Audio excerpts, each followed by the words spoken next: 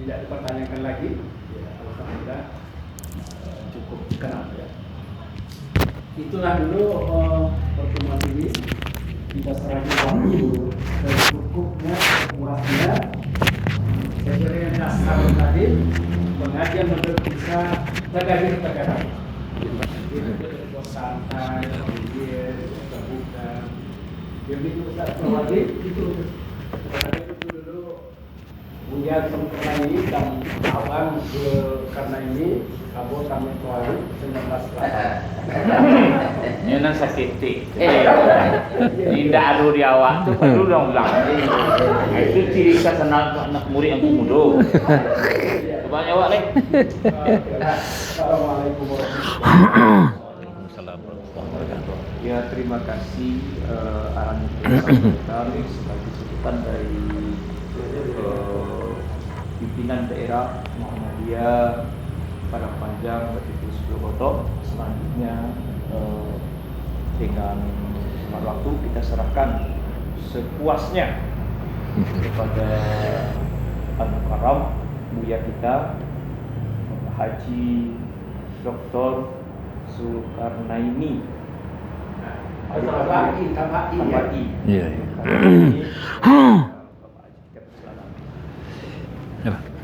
Assalamualaikum warahmatullahi wabarakatuh. Alhamdulillah alladzi 'allamana bil qalam 'allamana ma lam na'lam. Asyhadu an la ilaha illallah wa asyhadu anna Muhammadar Rasulullah. Allahumma salli ala Muhammad wa ala alihi wa sahbihi ajma'in.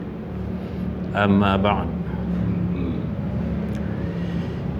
Yang terhormat beliau Ketua Umum Pimpinan Daerah Muhammadiyah Pak Basko bersama jajaran beliau yang berhadir, yang sama-sama kita hormati para ulama, para tokoh, para intelektual di kalangan khususnya Muhammadiyah yang hadir pada saat ini.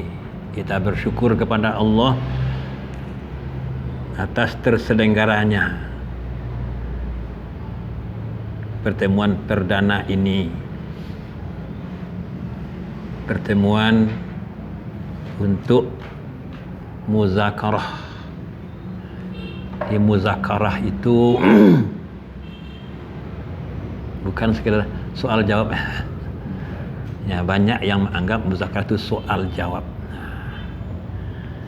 Ya, muzakarah itu ya biasa saling memberi, saling berkontribusi. Malah boleh juga tidak sama masalah saling mendebat. Yang penting qul hatu burhanakum in kuntum shadiqin.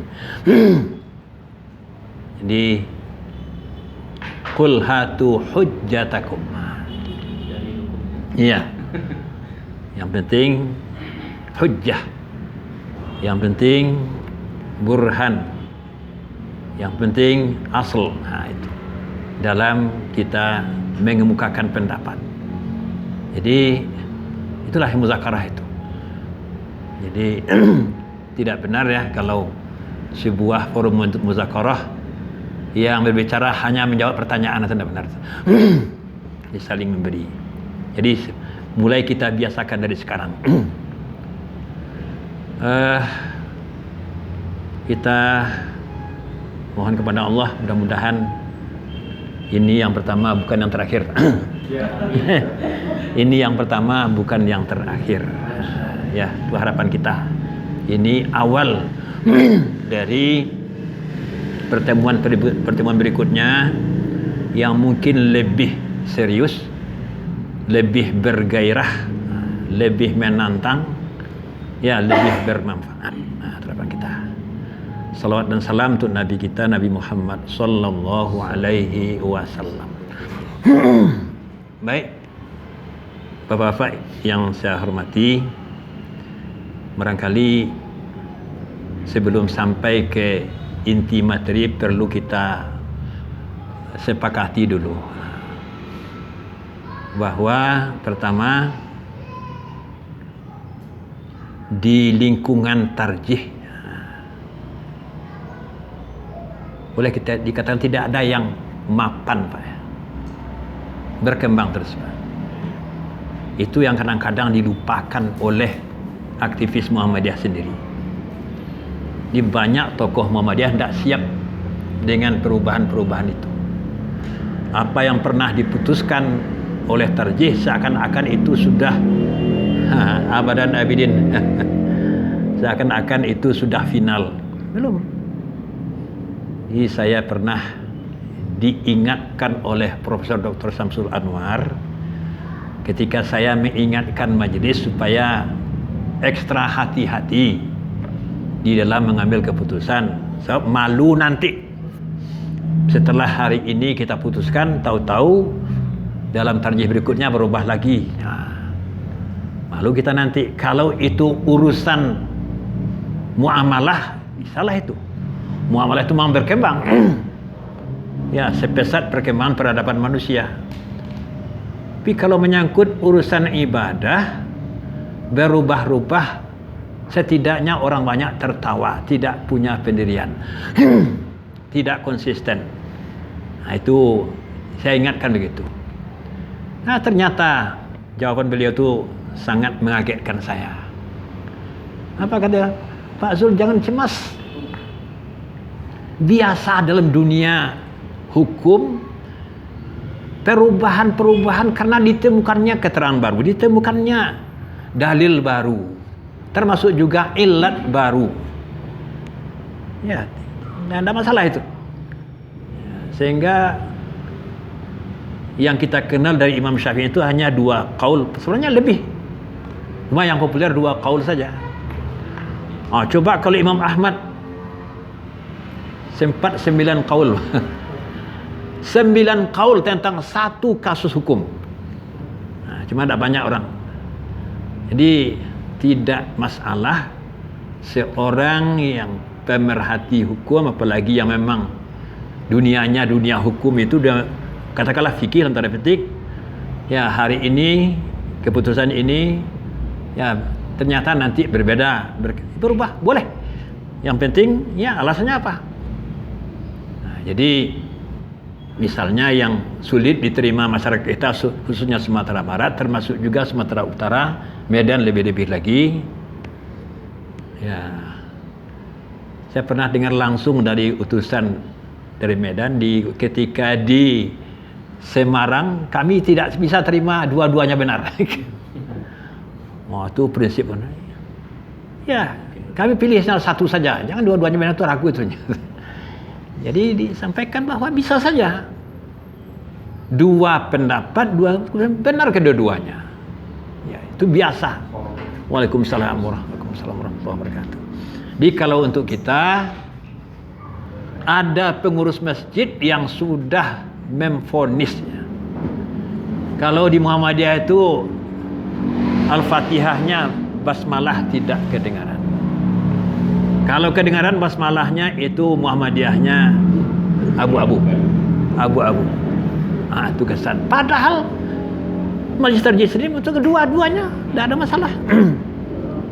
Itu saya sampaikan itu di Masjid Muhammadiyah Tanjung Sabah. Ya, pengurus ternyata kami tidak bisa terima. Itu berarti tidak Muhammadiyah lagi. Ya, Muhammadiyah harus siap menerima keputusan tarjih. Nah itu di perubahan-perubahan itu termasuk juga tarawih. Ya dulu 4 ya, tapi buka lagi. Akhirnya 4 dua-dua silakan, boleh dua-duanya. Itu terakhir. Itu contoh sederhana. Jadi berubah begitu di Muhammadiyah hal yang biasa. Jangan kita anggap ini sudah final. Sama namanya ilmu itu berkembang. Kita sudah jauh dari Nabi. Kita hanya berhadapan dengan benda mati. Ya, teks itu kan benda mati. Masalah kesahihan saja itu berkembang, teman. Apa yang dianggap sahih dulu sekarang belum tentu sahih. Dulu katanya sahih. setidak-tidaknya makbul. Contohnya azan bayi, azan dan iqamah untuk bayi, itu jelas-jelas dalam Sunan Tirmizi hasanun sahihun. Al-adhanu fi udhunil maulud. Azan di telinga bayi baru lahir. Di Sunan Tirmizi hasanun sahihun. Hasan menurut jalur ini, sahih menurut jalur ini. Siapa lagi itu? Seorang tokoh pakar 7 besar rawi hadis. Tapi ditemukan adanya yang aneh, ya anehnya itu cacat lah begitu dalam perawi hadis. Akhirnya ya Muhammadiyah ternyata memang mengakui masalah azan itu ya sulit untuk diamalkan. Ada yang namanya mungkar di dalam silsilahnya itu. Jadi ini contohnya perkembangan. Soal kesahihan saja itu berkembang. Apalagi yang namanya fahmul hadis. Apa yang sudah dianggap selesai dalam pemahaman sebuah teks, baca lagi, ternyata ada juga salahnya. Ya, apa contohnya saya mengoreksi disertasi sekarang.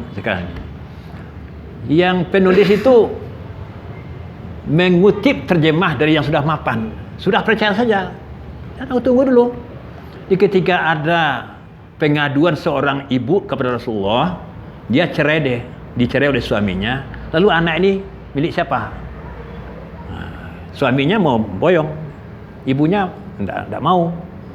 Kata Rasulullah, ada titah nawi itu hamzah, sin, ta, ha, mim, alif.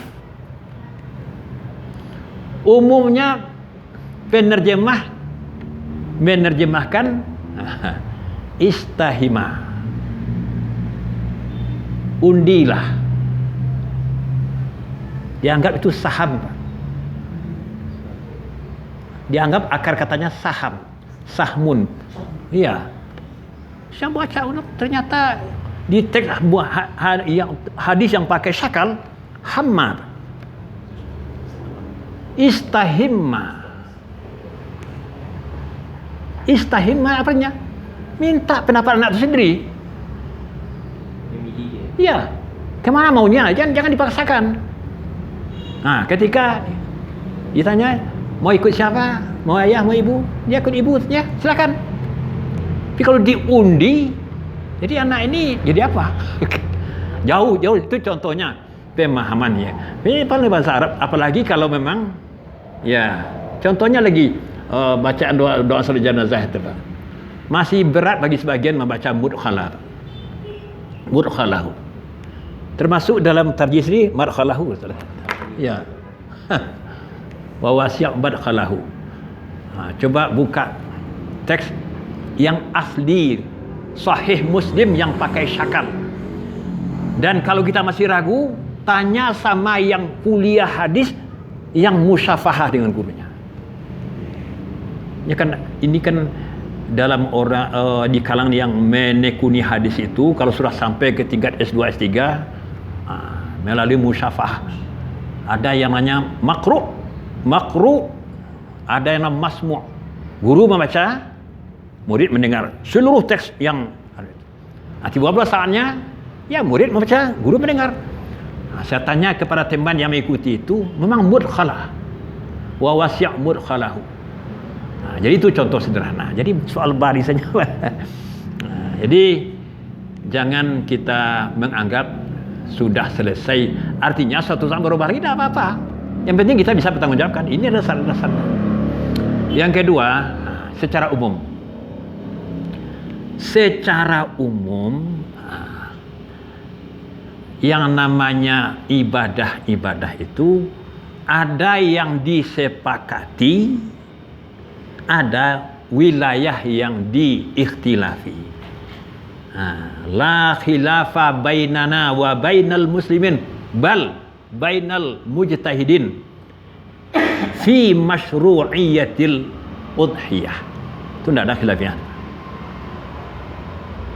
Tidak ada perbedaan pendapat, sepakat semuanya para ulama, para mujtahid bahwa udhiyah itu memang disyariatkan sebagai syariat Islam, bukan syar'u man qablana. Nah, ini kadang-kadang dalam kajian usul fikih dianggap Masru'ah ini. ya. Jadi disebutlah itu korban katanya itu syar'u man qablana. Bukan. Kalau syar'u man qablana itu Al-Quran atau hadis hanya bercerita tentang masa lalu kita ikuti. Nah, yang paling tepat contohnya itu adalah wa katabna alaihim fiha annan nafsa bin nafsi. Nah, soal kisah selain kisah nyawa itu Al-Quran memang hanya bercerita. Ada kisah mata, ada kisah telinga, ada kisah hidung, ada kisah gigi, malah ada kisah luka. Itu memang tidak ketemu dalam hadis, Pak. Al-Quran hanya bercerita bahwa dulu dalam kitab Taurat Allah telah tetapkan dalam syariat, dalam Taurat itu bahwa ada namanya kisah organ tubuh. Ya, malah yang sulit mengukurnya kisah luka. Kalau kisah gigi bisa, Pak. Rontok satu, rontok belah. Mata buta satu, buta. Tapi luka bagaimana? Kalau sama-sama gemuk tidak apa-apa. Tapi kalau yang melukai itu orangnya kurus, yang dilukai gemuk, kedalamannya itu susah, Pak. Ya, itu susah. Iya, kata tulang. Bagi yang gemuk 1 senti masih aman. Tapi bagi yang kurus itu sudah rata putih atau apa? Nah, itu contohnya. Nah, jadi udhiyah itu memang syariat Nabi Muhammad, syariat Islam. Jadi ketika Nabi menyampaikan bahwa memang ini asal muasalnya sunnata abikum Ibrahim, tapi Nabi mengatakan bahwa sekarang sudah jadi syariat kita sama dengan puasa. Memang ada dulu kama kutiba alladziina min qablikum, tapi sudah ada penegasan khusus bahwa telah menjadi syariat Nabi Muhammad. Nah, ya, jadi tidak ada khilafiyah tentang masyru'iyatil udhiyah, bahwa udhiyah itu disyariatkan. Perbedaan yang adalah fikih. Yang berbeda itu hanya urusan fikihnya. Apa fikihnya? Apa hukumnya, wajib atau sunat muakkad? Itu udah itu, Pak. Tanya sama Abu Hanifah wajib. Tanya sama Syafi'i dan jumhur, ya sunnah muakkad. Ya sunnah muakkad. Cuma kita harus juga tahu, samakah wajib Abu Hanifah dengan wajibnya jumhur? Tidak sama. Bagi Abu Hanifah dengan mazhab Hanafi, namanya istilah teknis hukum itu ada 7. Fardu yang paling atas, wajib yang nomor 2. Yang wajib ini sedikit di atas sunnah muakkad ya. Sedikit di atas sunnah muakkad. Nah, ini. Jadi bagi kalangan jumhur namanya fardu dengan wajib sama. Tapi bagi kalangan Hanafi enggak. Nah, jadi berbeda paham antara jumhur dengan Hanafi, itu boleh-boleh saja. Nah, kemudian muncul lagi perbedaan tentang contohnya tadi, apakah 1 ekor sapi itu minimalnya 7 ya, diperserikatkan 7 orang, berserikat 7 orang, atau boleh lebih dari itu. Tapi kita lihat ya, yang namanya hampir 100% lah ya. Ya. Itu memang kadarnya itu seekor sapi atau badanah itu 7. Tapi kalau ba'ir, unta super, itu bisa 10. Nah, seekor kibas, kambing, itu an wahidah, untuk 1 orang. Itu pendapat itu sulit untuk dibantah. Walaupun sekarang diungkit-ungkit termasuk oleh Syekh Ali Jabir yang sudah almarhum. Tapi saya dengar beliau sudah meralat kembali. Ya, beliau hanya menyampaikan di depan khalayak dalam ceramah, bukan di sidang fatwa. bukan di hadapan MUI. Setelah dikritik oleh MUI, saya dengar Komisi Fatwa, beliau meralatkan bahwa beliau bukan ahlinya di bidang itu. Nah, jadi saya ketika ditanya bagaimana nih dengan ucapan Nabi bahwa ya Allah, inilah udhiyah saya dan udhiyah keluarga saya dan udhiyah umat saya yang tidak sempat berkorban. Di situ kan ada kata an. Ya, kata an. Itu diucapkan Nabi dalam doa, bukan dalam sebuah pernyataan hukum. Ingat itu, Pak. Ya, anni wa an ahli baiti wa an man lam yudhi min ummati, kan itu. Itu diucapkan Nabi dalam doa beliau, bukan dalam sebuah pernyataan hukum. Anda boleh kita ngambil di sana. Dan mungkin itu hanya khusus untuk Nabi. Iya. Jadi kalau yang namanya kadar udhiyah, boleh kita sebut, hampir sepakat ulama, kadar udhiyah identik dengan kadar hadyu atau dam. Ya, kadar udhiyah identik dengan kadar hadyu. Apa itu hadyu? Ya, kalau di fikih hadyu itu berubah menjadi dam. Dam itu artinya darah. Penyembelihan hewan tertentu, ada yang namanya bahagia dari rangkaian manasik haji, bukan pelanggaran, bukan denda. Seperti hadyu tamattu', hadyu qiran. Ini saya dengar ada jemaah haji dari Padang Panjang dan Solo tidak mau menyembelih, para dia beli haji tamattu'. Nah, gurunya, mohon maaf sudah saya sebut itu. Ya, kata guru kita tidak ada, kita kan tidak melanggar. Aduh, susah ya. Yang susahnya kalau ada rombongan saya ya, tapi gurunya tidak saya. Aduh, ya. Jadi dikontrol itu dari sini. Jemaah haji dikontrol dari sini. Tidak ada dam bagi yang membeli haji tamattu'. Alasnya kita tidak melanggar. Itu yang melanggar itu dam kifarat namanya, kafarah. Ya, kalau dam tamattu', dam qiran itu namanya dam nusuk atau dam syukran.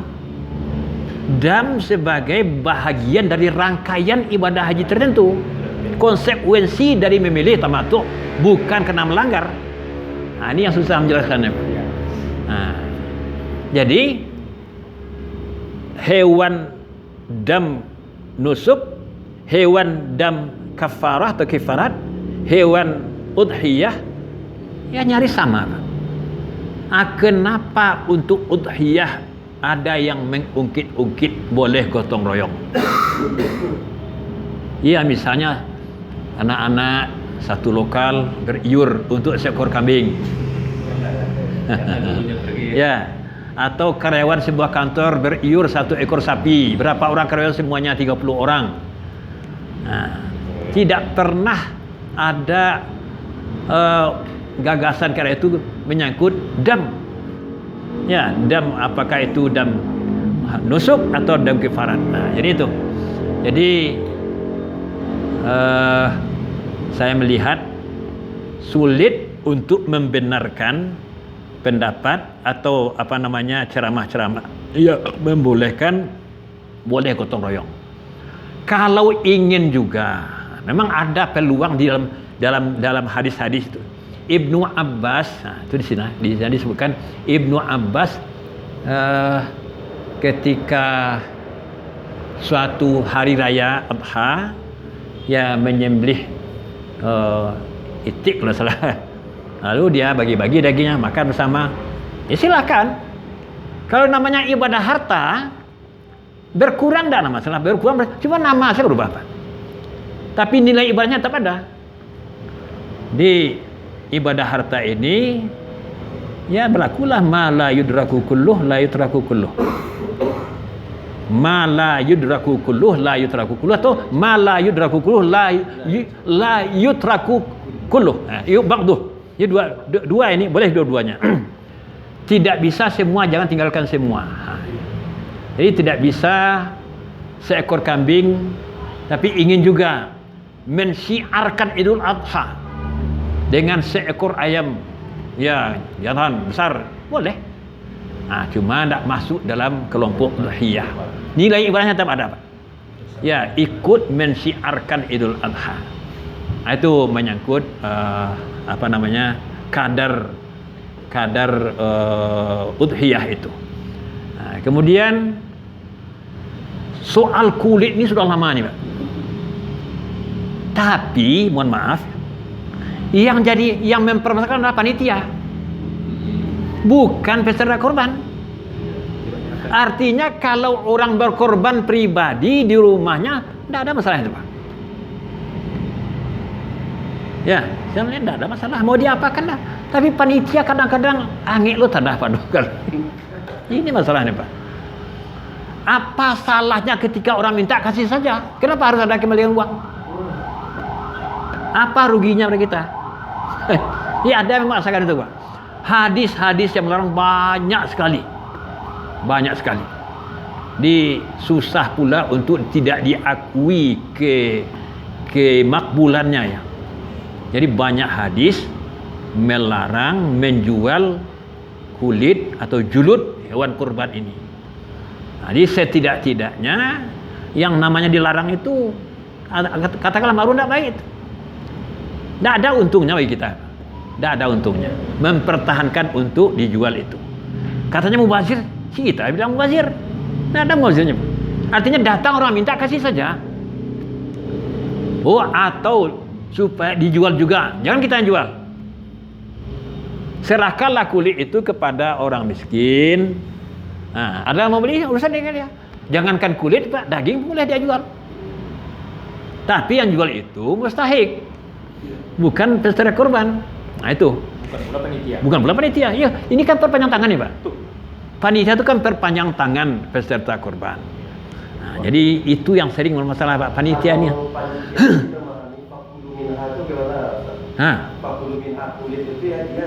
Enggak apa-apa. Ya dimakan bersama. Nah, kan? Maksudnya dia ngambil untuk dia. Iya. Iya. Kategori panitianya. Ya jadi begini, Pak. Ya, jadi ada namanya prioritas, Pak ya. Pembagian daging kurban itu kan tidak ada pula yang melarang orang kaya benar. Boleh, Pak. Tapi prioritas al-ba'is al-faqir, al-qani'a wal mu'tar. Itu prioritas. Ini mohon maaf, saya mula-mula tinggal di Solo melihat ada pemandangan yang tidak menyenangkan dulu. Tapi alhamdulillah didengar. Di Masjid Agung saya melihat setelah kurban dibantai, dipreteli, daging yang bagus-bagus dipisah. Yang biasa-biasa dan kalene-kalene. Rupanya yang biasa-biasa itu yang untuk orang banyak. Yang daging-daging bersih, yang daging paha, daging itu. Saya ini untuk siapa? Ini untuk Pak Kapolda. Pak Kapolda, Kapolres. Ini Pak Dandim. Ini Pak Kajari. Astagfirullah. Saya sampaikan, bapak-bapak itu sudah biasa makan daging. Ya, alangkah indahnya kalau ini untuk orang-orang miskin. Itu utamakan. Bapak-bapak itu tidak makan, tidak apa-apa. Tapi mereka boleh makan, tapi prioritaskanlah orang-orang miskin. Ini alhamdulillah didengar.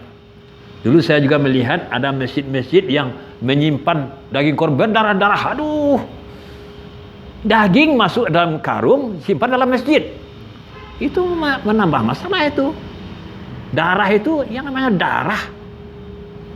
Ini ada kajian khusus tentang darah ini yang unik nih, Pak.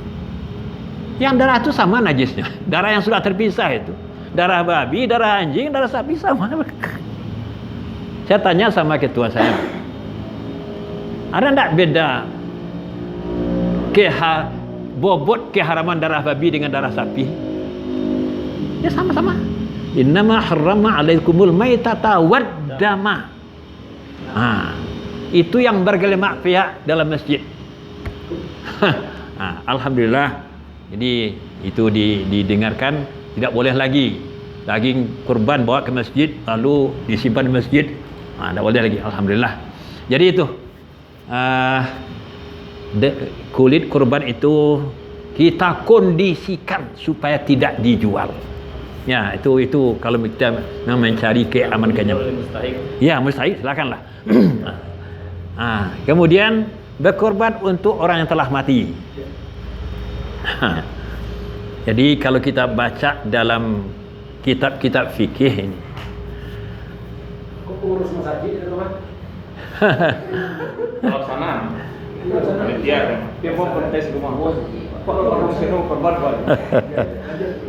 Jadi masalah yang paling pokok, apakah ada peluang ibadah untuk orang yang telah mati? Itu. Saya pernah juga berdebat dengan kawan-kawan, tapi nampaknya lebih disepakati pendapat secara umum tidak. Secara umum seseorang hanya beramal untuk dirinya. Wa allaisa lil insani illa ma sa'a wa anna sa'yahu sawfa yura. Itu secara umum. Innama tujzauna ma kuntum ta'malun. Tapi ternyata kita tidak bisa mengingkari adanya nas-nas yang memberikan pengecualian. Ya, jadi memang ada ma min amin illa wa qad khussisa. Itu kaidah tentang am dan khas. Ma min amin illa wa qad khussisa. Yang namanya nas-nas, teks-teks wahyu hukum yang berisi ketentuan umum, ya umumnya ada pentaksis. Ya, ada yang mentaksiskan. Walaupun kadang-kadang pakai kullu. Ada kullunya, tapi ada pengecualian. Pengecualian misalnya, ya ibadah haji itu banyak sekali hadisnya. Al-hajju anil ghairi. Itu tidak bisa dipungkiri, Bukhari, Muslim. Yang paling terkenal kan labbaika hajjan an syubrumah. Itu sangat populernya. Nabi ketika berihram di miqat mendengar ada di antara rombongan itu yang mengungkapkan ihramnya, ya. Ini kalau kalangan, mohon maaf, Syafi'iyah di sini ngambilnya usalin, ya Pak. Ya.